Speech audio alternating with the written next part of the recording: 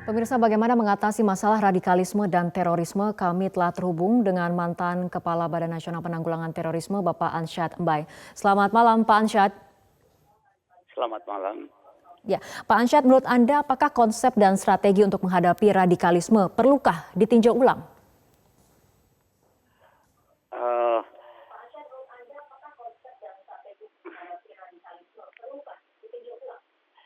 Eh, Begini, kalau konsep deradikalisasi itu, ya sebetulnya sama, dimanapun sama. Bagaimana orang radikal itu menjadi tidak radikal dan tidak sampai menjadi aksi teror.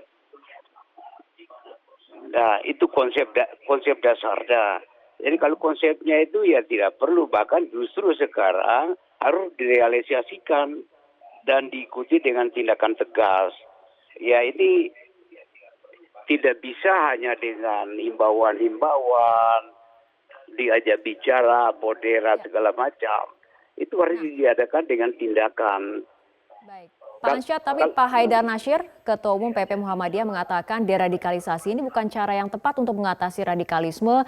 Pak Haidar juga mengusulkan untuk jangka panjang lebih tepat dilakukan moderasi, pendekatan moderasi.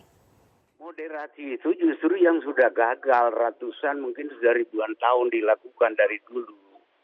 Ini kan urusan dari dulu ini. Yang menjadi masalah itu ada orang-orang yang merasa paling paham doktrin agama dan merasa mereka lah yang benar cara beragama itu, yang lain salah. Nah, ini orang ini, ya moderasi itu dari dulu dilakukan. Tiap ulama bagi yang radikal maupun yang moderat begitu. Orang ya dalilnya sama yang dipakai, ayatnya sama, hadisnya sama, tapi pemahamannya yang berbeda. Yang sebelah sana yang radikal ini merasa hanya dia yang benar, yang lain salah.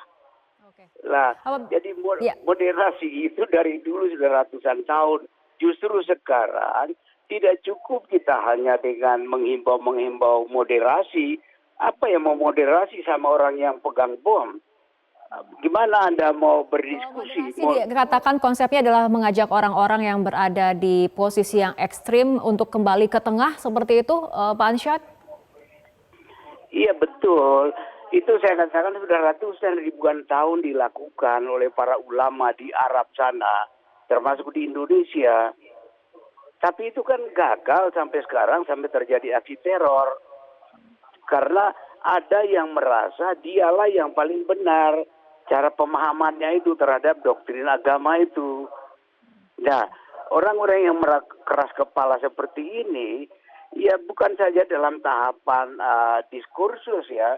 Kalau hanya diskursus saja, ya itu kebebasan berpendapat ya oke-oke saja.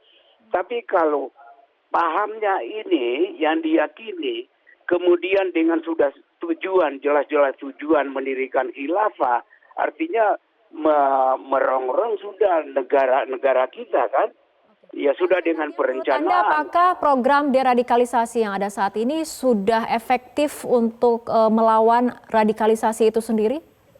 Ya belum, justru itu yang harus ditingkatkan. Oleh karena itu, ya saya terus terang apresiasi sama pemerintah sekarang yang sudah lebih berani dan Presiden sudah menyatakan itu terus terang dan memerintahkan semua kementerian untuk melakukan itu, upaya-upaya untuk melawan radikalisasi itu. Tinggal sekarang saya kira nanti harus disinkronkan jalannya semua. Yang pertama saran saya adalah supaya semua ada pemahaman yang samalah. Pertama adalah radikalisme itu apa? Saya lihat masih banyak itu pejabat yang masih berbeda-beda pemahaman. Kalau kita bicara radikalisme, itu bukan berarti itu elaborasi dari arti kata radikal. Kalau kata radikal, ya memang banyak yang positif kan. Tapi kalau bicara radikalisme di sini, ini sudah terminologi global. Kita bicara radikalisme di PBB, di negara Arab sana, di Eropa di sana. Ya. Kalau kita sudah bicara radikalisme itu, yaitu adalah paham-paham yang mengarah atau yang memberikan inspirasi untuk melakukan terorisme. PBB sendiri sudah rumuskan itu dalam Ya, karena namanya. juga Ketum PP Muhammadiyah Haidar Nasir juga mengatakan bahwa selama ini istilah radikal ini mengalami kekeliruan dalam penempatan seperti itu. Bukan kekeliruan penempatan, tapi kekeliruan memahami radikalisme itu. Banyak yang mau pokrol-pokrol aja radikalisme ini, ada yang positif. Kalau bicara radikalisme, tidak lain pemahamannya, kalau di PBB itu istilahnya factors that lead to the spread of terrorism. Jadi merupakan faktor yang mengarah kepada penyebaran aksi teror.